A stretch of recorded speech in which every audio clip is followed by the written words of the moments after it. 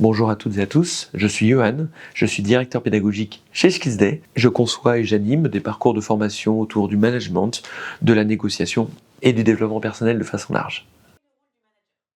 Alors le rôle du manager, il est double. Il est à la fois de prendre des décisions, d'organiser le travail de son équipe, mais aussi d'embarquer et de motiver ses équipes pour qu'elles rentrent en action. Les attentes autour du travail de manager sont à la fois très larges et très intéressantes. On va demander au manager de créer les conditions pour motiver ses équipes, de les embarquer, de les fédérer, mais aussi d'organiser le travail, de prendre des décisions et à la fin d'aboutir à un résultat collectif positif. Le nouveau manager se retrouve face à un double challenge. Il va devoir non seulement gérer sa propre performance, chose qu'il faisait déjà avant, mais aussi gérer la performance de son équipe, avec des niveaux d'exigence, une façon de s'organiser légèrement différente. Et puis d'autre part, il va devoir s'adapter aux personnalités. Des personnalités avec des envies, des sources de motivation, des aspirations très différentes des siennes. Donc, double challenge. Le premier réflexe à adopter est celui d'une double curiosité. Curiosité face à son équipe, curiosité face à la situation. Curiosité face à son équipe, c'est celle de questionner, rechercher les vraies aspirations de nos équipes à travers des premiers entretiens, à travers de l'écoute active pour identifier les facteurs clés de succès de cette équipe. Et puis bien sûr la curiosité face à la situation. Curiosité d'analyse, comprendre les indicateurs clés de performance, comprendre les objectifs qu'on nous donne pour pouvoir driver la performance collective. Lors de notre premier entretien en tant que manager, il va falloir dépasser nos propres biais, ce qui est une vraie difficulté. Lorsqu'on est collaborateur, on a des idées, des attentes vis-à-vis de notre manager. Ces attentes ne sont peut-être pas les mêmes que celles de nos collaborateurs. Donc il va falloir, à travers une attitude de questionnement, une attitude d'écoute active, se mettre dans les chaussures de nos collaborateurs pour essayer de rechercher ce qui va vraiment les motiver, ce qui va vraiment les interpeller et ce qu'ils attendent de nous. Une attitude donc d'ouverture. Les trois pièges dans lesquels peut tomber le nouveau manager sont l'expertise, le manque d'humilité et la croyance en une solution unique. L'expertise, qui est, comme on l'a dit tout à l'heure, une force, ça peut être une limite dans notre travail, parce qu'on va avoir des difficultés à s'adapter à nos collaborateurs qui n'ont pas le même niveau d'expertise. D'autre part, on n'est pas seulement en train de driver notre propre performance, on est en train de driver la performance de tout le monde. Donc, l'expertise peut être une limite pour nous. Le manque d'humilité, c'est la posture qui convient de dire qu'on a forcément les bonnes idées, parce qu'on a été nommé manager, donc forcément, on est le meilleur. On a des bonnes idées, ça c'est certain. Par contre, des bonnes idées peuvent venir de toute notre équipe, et des idées qui sont très intéressantes et qui peuvent être encore plus impactantes que les nôtres. Donc, utilisons la ressource. Le troisième écueil est celui de la solution unique. C'est cette croyance qui nous fait penser qu'un modèle de management va convenir à toute notre équipe. Or, on s'en rend bien compte que chaque personne de notre équipe va être différente, à la fois dans ses aspirations, dans ses envies, dans sa façon de travailler, dans son implication. Le bon manager est celui qui va adapter son management aux personnes qui composent son équipe pour garantir son succès.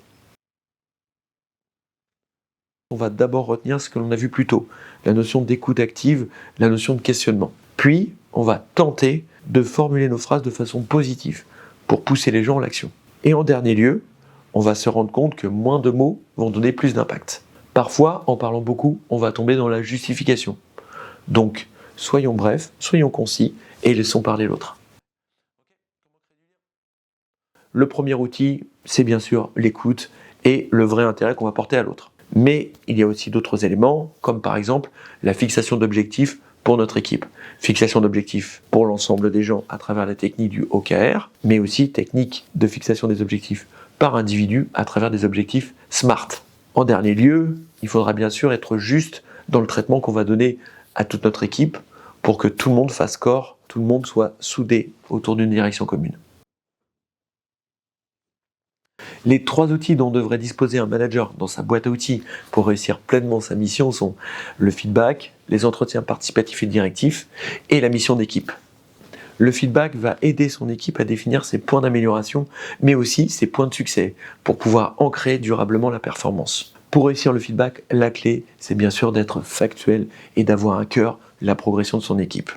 Les entretiens participatifs et directifs vont permettre au manager d'impliquer ses équipes dans des missions clés.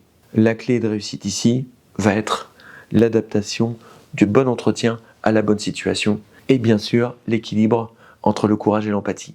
La mission d'équipe va être essentielle puisqu'elle va permettre de donner du sens à l'action des collaborateurs. La clé ici, c'est d'être inspirant grâce à la méthode CLASI de définition de la mission.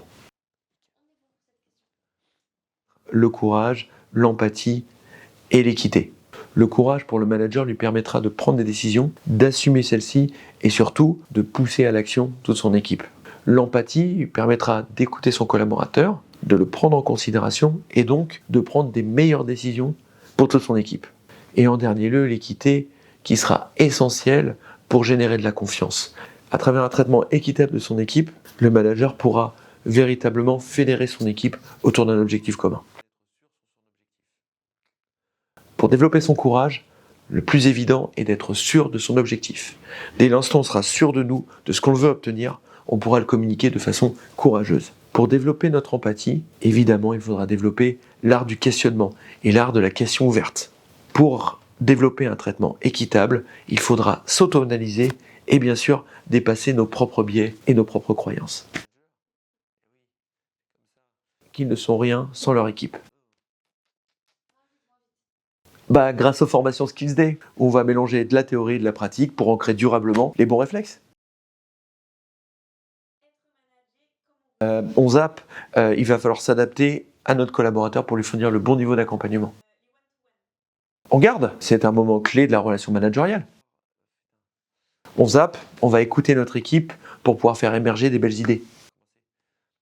On zappe, bien sûr, on va développer nos compétences managériales toute notre vie, en particulier grâce aux formations Skills Day. On zappe, 1 milliard de fois on zappe, c'est humiliant pour le collaborateur et ça ne servira à rien pour le développement de la performance. On garde, attention, on va traiter les gens avec équité. Donc il va falloir répartir équitablement ses félicitations avec toute son équipe. On garde, mais on va adapter le format à notre équipe et à notre situation. Les réunions d'équipe descendantes qui durent très longtemps vont être contre-productives. On va prendre en considération les collaborateurs, on va prendre en considération la situation pour fournir la meilleure réunion possible. On garde, c'est un moyen de fédérer son équipe autour d'un objectif commun. Super. On va être au milieu. On peut garder, mais on peut zapper. On peut zapper puisque ce n'est pas nécessaire d'être ami avec les membres de son équipe. C'est important d'être empathique, c'est moins impactant d'être sympathique. Mais on peut tout à fait manager des membres de son équipe avec qui on est ami, si on est équitable, bien sûr. Là encore, on peut garder, mais on peut zapper. Le management participatif va être utile, va impliquer les gens, mais dans certaines situations, on n'aura pas l'opportunité de le donner.